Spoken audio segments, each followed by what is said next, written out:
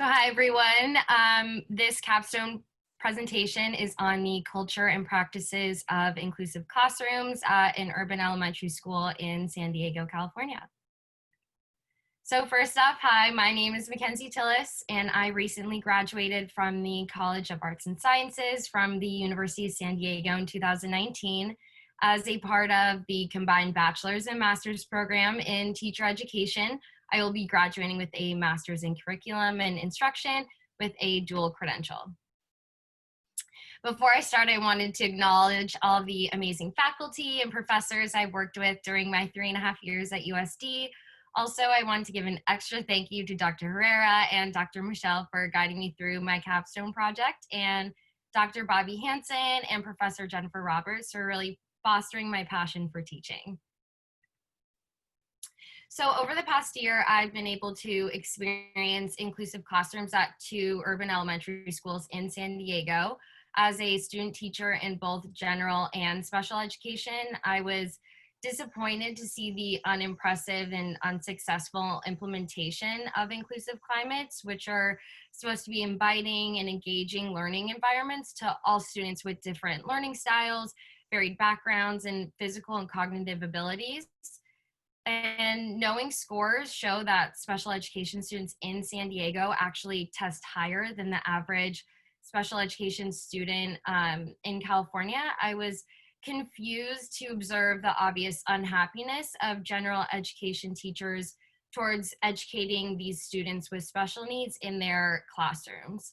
So the intention of this study was to analyze the inclusive practices and culture at one of the elementary schools I had been a student teacher at, and due to the lack of research on this specific topic at San Diego schools. So this led me to my 2 main research questions. The first being, what is the culture in an inclusive environment at an urban elementary school in San Diego, California? The second being, what inclusive practices are being used in a general education setting? Underneath inclusive practices, I wanted to narrow my research. So I chose to focus on 3 high leverage practices.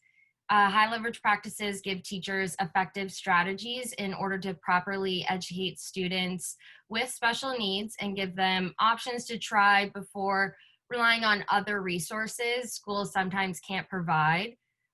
So the first being flexible grouping, which is when teachers put students into temporary groups to work together based on students' needs, skill development, or knowledge. Next is assistive and instructional technologies, which are pieces of technology that helps teach skills, content, or helps to increase the functional capabilities of students. And lastly is providing positive and constructive feedback to guide students' learning and behavior.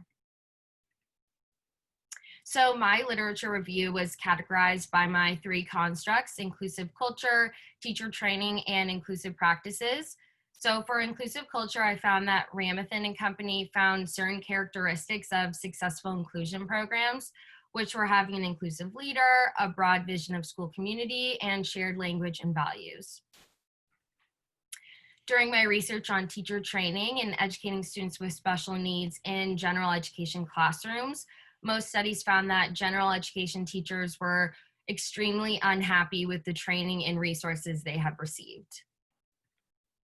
And next, I researched inclusive practices. So regarding flexible grouping, I found that when designed and carried out accurately, small heterogeneous and homogeneous groups, which are groups created based on differences and similarities, can greatly improve interpersonal and academic student outcomes. For assistive and instructional technologies, I found that students with disabilities have been positively affected by 3 specific types of technology. The first being video self-modeling, second being augmentative and alternative communication systems, and the third being computer-aided instruction. And lastly, providing positive and constructive feedback. There are specific feedback strategies educators should be using, and those are focused feedback on the process, self-reference feedback, select 1 or 2 important points for feedback, suggest small steps for improvement, use simple vocabulary, and Finally, and most importantly, check for understanding of the feedback given. So for my methodology, I used a case study survey research design. Qualitative and quantitative data was collected through a cross-sectional survey and separated into my 3 constructs. Throughout the study, I was a student teacher working under a education specialist who focused on 4th and 5th graders. The participants in the study are all general education teachers from the same public elementary school, a part of the San Diego Unified School District, and it's one of the 4 elementary schools serving their area. So for my data analysis, a survey was sent out to all of the general education teachers at the desired school site. The survey was sent out to 22 general education teachers, and 11 actually participated in the survey. After data was collected, the information was then separated into 3 distinct categories: inclusive culture, teacher training, and inclusive practices. The qualitative data was analyzed and by summarizing the answers to the open-ended questions within the survey to find emerging themes. And then the quantitative data was analyzed by putting the answers into numerical data and then into charts in order to identify the trends. So finally, for my findings and implications, first is inclusive culture, and this slide is focusing on the administration. And the research found that the school site focused on doesn't really have a well-implemented inclusive culture. So regarding administration, the results of the study found that the school site focused on has an inclusive leader in administration who are approachable and encourage dialogue between the staff. But however, they don't provide an overall supportive environment due to the lack of resources given to the teachers. So now still for inclusive culture, but focusing on the district, when asked whether the participants' district provides them with sufficient out-of-district training opportunities in order to appropriately teach students with disabilities, 90.9% answered no. Also, over half of the participants felt they were not given the right amount of accommodations to teach students with special needs. And now regarding colleagues, this study found that between general education teachers, there is a mostly well-implemented inclusion program where most teachers are willing to help each other. And when working with special educators, general education teachers felt that they are comfortable working with them as they share the same goals for their students and overall values. But unfortunately, they felt that special educators and aides are not constantly coming to them to discuss working with the students with special needs. So now for teacher training, similar to previous research, only about half of the participants agreed that their educational background or training had prepared them to effectively teach students with disabilities, along with more than half saying that they definitely need more training in this area. For inclusive practices, the first being flexible grouping, the results of this study aligned with previous research found. So 100% of the participants responded that they use flexible grouping in their classrooms.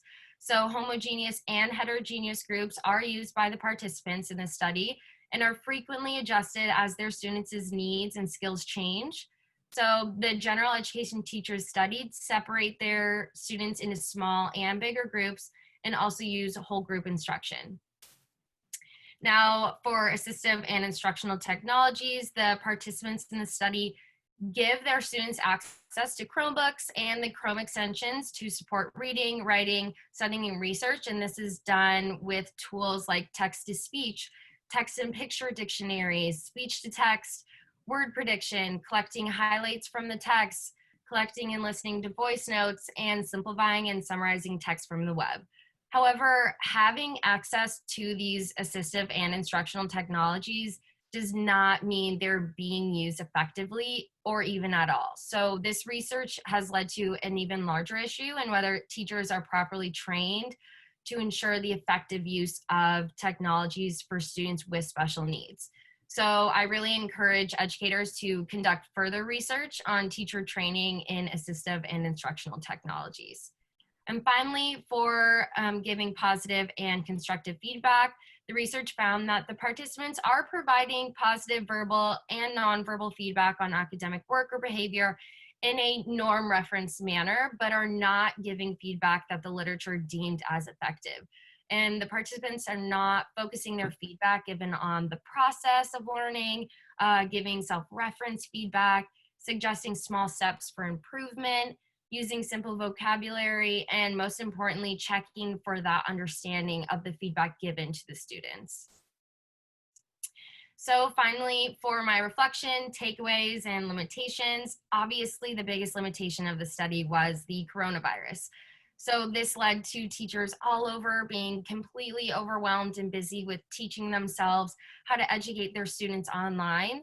So my study was originally supposed to include a survey, interviews, and classroom observations. And because of the coronavirus, all of the teachers who had already participated in my survey were not willing to take part in a short interview. And obviously, classes were now online. So I was no longer able to conduct classroom observations. And finally, for my takeaways, conducting this research made me realize how far the education system has come regarding inclusion, but also how far we really need to go. As a hopefully future special education teacher, I hope to play a important role in creating a positive school culture that is accepting towards inclusive practices. Thank you.